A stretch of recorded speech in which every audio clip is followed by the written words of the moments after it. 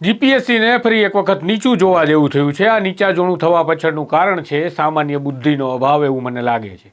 કારણ કે ગુજરાત હાઈકોર્ટે ટપોરીને કહેવું પડ્યું છે કે આ લૈંગિક ઇનસેન્સિટિવિટી એટલે કે જે જેન્ડર ઇનસેન્સિટિવિટી છે તેનું મૂળ કારણ અમને દેખાય છે જીપીએસસીમાં, કે કઈ રીતે માણસ આટલો અસંવેદનશીલ હોઈ શકે. અસંવેદનશીલતાની વાત શા માટે આવી છે? 2020માં ભરતી બહાર પડે છે, 23માં પરિણામ આવે છે. હું તો અગાઉ પણ કહી ચૂક્યો છું કે 9 મહિનામાં દીકરા આવી જાય કે દીકરી આવી જાય છે, પણ જીપીએસસીની કે કોઈ સરકારી ભરતીની પ્રક્રિયાનું પરિણામ બાળકો રડી રડીને મરી જાય ત્યારે આવે છે. આ બધી જ વાતોનું વિશ્લેષણ આપણે કરીએ કે ગુજરાત હાઈકોર્ટે શા માટે ટપોરવું પડ્યું છે જીપીએસસીને ફરી એક વખત. નમસ્કાર, હું છું આપની સાથે તુષાર બસિયા. નવજીવન ન્યૂઝમાં આપનું સ્વાગત છે. જીપીએસસીની ભરતી આવે ત્યારે એના માટે લોકો રાહ જોઈને બેઠા હોય છે, કારણ કે જે ઉમેદવારો છે એમને આશા હોય છે કે અમે અધિકારી બનશું, સરકારમાં નોકરી કરીશું, સિસ્ટમનો હિસ્સો બનીશું. કઈ સિસ્ટમનો હિસ્સો બનીશું? જે સિસ્ટમ અમને નથી ગમતી એ સિસ્ટમનો એવો હિસ્સો અમે બનીશું. જીપીએસસીની ભરતી પરીક્ષા વર્ષ 2020માં આસિસ્ટન્ટ મેનેજરની પોસ્ટ માટેની લેવાઈ હતી અને 2020માં જાહેરાત થયા બાદ 2023માં પરિણામ આવે છે આ ભરતી પ્રક્રિયાનું. તમે વિચાર કરો કે 8 ડિસેમ્બર 2023ના રોજ પરિણામ આવ્યા બાદ ઇન્ટરવ્યૂ માટે બોલાવવામાં આવે છે, ને એક મહિલા ઉમેદવાર છે જેમનું નામ છે રાધિકા પવાર, એ પાસ થયેલા છે. પરિણામમાં પોતાનું નામ જોઈ તેઓને ખુશીનો પાર નહોતો, પરિવારમાં પણ ખુશીનો પાર નહોતો, કારણ કે બબ્બે ખુશીઓ આવી હતી. એક, રાધિકા પવાર માતા બની રહી હતી કારણ કે એને એક બાળકને જન્મ આપ્યો, અને રાધિકા પવાર સરકારી નોકરી માટેની ભરતી પરીક્ષામાં પાસ થઈ ગઈ હતી. પણ હવે ઇન્ટરવ્યૂનો સમય હતો અને આ તો જીપીએસસી ભાઈ પરિવારને દુઃખ પણ આપી દીધું. દુઃખ એવું આપ્યું કે જ્યારે રાધિકા 31 ડિસેમ્બર 2023ના રોજ બાળકને જન્મ આપે છે ત્યારે રાધિકા દ્વારા એક ઈમેલ કરવામાં આવે છે કે મારાથી ઇન્ટરવ્યૂની પ્રક્રિયામાં સાહેબ 2-3 દિવસમાં કેવી રીતે પહોંચાશે? હું 300 કિલોમીટર દૂર રહું છું, મેં એક બાળકને જન્મ આપ્યો છે, હું માતા બની છું. અને જીપીએસસીને અલ્ટરનેટિવ કંઈક રસ્તો વિચારવા માટેનું કહ્યું કે સાહેબ હું મેરિટમાં છું તો પ્લીઝ રસ્તો વિચારો. પણ અધિકારીઓ જ્યાં રસ્તા વિચારવાના છે ત્યાં ન વિચાર્યા તો આ સંવેદનશીલ કેવી રીતે હોઈ શકે? રસ્તો ન વિચારાયો અને મામલો પહોંચ્યો હાઈકોર્ટમાં. કેસનું નામ છે રાધિકા પવાર વર્સિસ જીપીએસસી. 9/1/2024ના રોજ જસ્ટિસ નિખિલ કેરિયલની કોર્ટમાં કેસ ચાલ્યો અને જસ્ટિસ કેરિયલે કહ્યું કે આ કેવી વાત છે?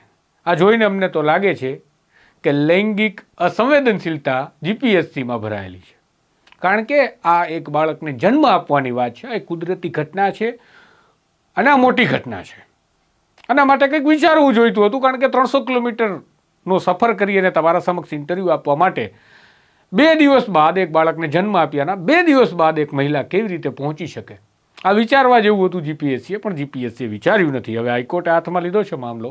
19 જાન્યુઆરી 2024ના રોજ આ મામલાને વધુ સુનાવણી હાથ ધરવામાં આવશે હાઈકોર્ટમાં, પરંતુ 9 જાન્યુઆરીના રોજ હાઈકોર્ટે એવું કહ્યું આ મામલે કે તમારે જે આસિસ્ટન્ટ મેનેજરની આ ભરતીની જે વાત ચાલે છે એમાં એસીબીસી માટેનું જે ક્રાઇટેરિયાની જે બેઠકો છે ખાલી રાખજો, અત્યારે કોઈ નિર્ણય ન કરતા, કારણ કે હાઈકોર્ટ જ્યારે ફાઇનલ ઓર્ડર આપે ત્યારબાદ તમે તેનો નિર્ણય કરજો. આમ કહેવાય કે હવે હાઈકોર્ટ આ મામલામાં પૂરેપૂરી દખલઅંદાજી કરી રહ્યું છે, કારણ કે સંવેદનશીલતા હાઈકોર્ટને દેખાય છે પણ જીપીએસસીને નથી દેખાય. એક મહિલા એક બાળકને જન્મ આપે, એક મહિલા બાળકને જન્મ આપવા સુધી પહોંચી જાય છે ત્યાં સુધી જીપીએસસી પરીક્ષા જ લેતું રહે છે. અને જન્મ આપી દીધું ત્યારે જઈને રિઝલ્ટ આવે છે અને ફરીથી ફટાફટ ઇન્ટરવ્યૂમાં બોલાવો, અમારે ઉમેદવારોની જરૂર છે. આવું લાઈમારીમાં જતા રહ્યા અને તેના કારણે એક મહિલા પરેશાન થઈ. રાધિકા પવાર હાઈકોર્ટ સુધી તો પહોંચી, પરંતુ આવી કેટલી રાધિકાઓ છે જે પીડા સહન કરીને ઇન્ટરવ્યૂ આપશે અથવા તો જતું કરશે, કારણ કે બધી જ રાધિકાઓ હાઈકોર્ટ સુધી પહોંચી અને લડવા માટે સક્ષમ પણ નથી હોતી. આ દેશમાં ન્યાયની પણ કિંમત ચૂકવવી પડે છે, આર્થિક રીતે, શારીરિક રીતે, માનસિક રીતે, બધી જ રીતે. તો બધી જ રાધિકાઓ આ પ્રકારનો ન્યાયની કિંમત નહીં ચૂકવી શકતી હોય, પરંતુ આ રાધિકાએ જીપીએસસીને જે બતાવી દીધું છે અને હાઈકોર્ટના પણ શબ્દો જે મને ખૂબ વિચારવા માટે મજબૂર કરે છે કે જે આપણે મહિલાઓ માટે નથી વિચારતા. પુરુષ પ્રધાન દેશ છે, પુરુષ પ્રધાન ડિપાર્ટમેન્ટો પણ હોય છે, ત્યારે હાઈકોર્ટે એવું કીધું કે તમે અસંવેદનશીલ આટલા કેમ દેખાવ છો? લૈંગિક અસંવેદનશીલતાની વાત કરી છે.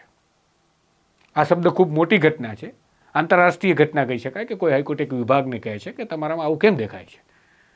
ગુજરાતમાં ઘટના મોટી હશે કે નહીં એવું નથી જાણતો, પરંતુ જીપીએસસી હવેથી આ પ્રકારે લૈંગિક અસંવેદનશીલતા નહીં પરંતુ લૈંગિક સંવેદનશીલતા રાખશે કે એક મહિલા છે, એક માણસ છે, એમાં સંવેદના આપણામાં હોવી જોઈએ અને સંવેદનાથી નિર્ણયો કેટલાક કરવા પણ પડે. ખેર, તો આ જ પ્રકારની વાતો, આ જ પ્રકારના અહેવાલ અને સમાચાર હું આપના સુધી વિશ્લેષણ સાથે પહોંચાડતો રહું છું. જો આપને પસંદ આવે છે તો નવજીવન ન્યૂઝની ચેનલને તમે લાઇક, શેર અને સબસ્ક્રાઇબ કરી શકો છો.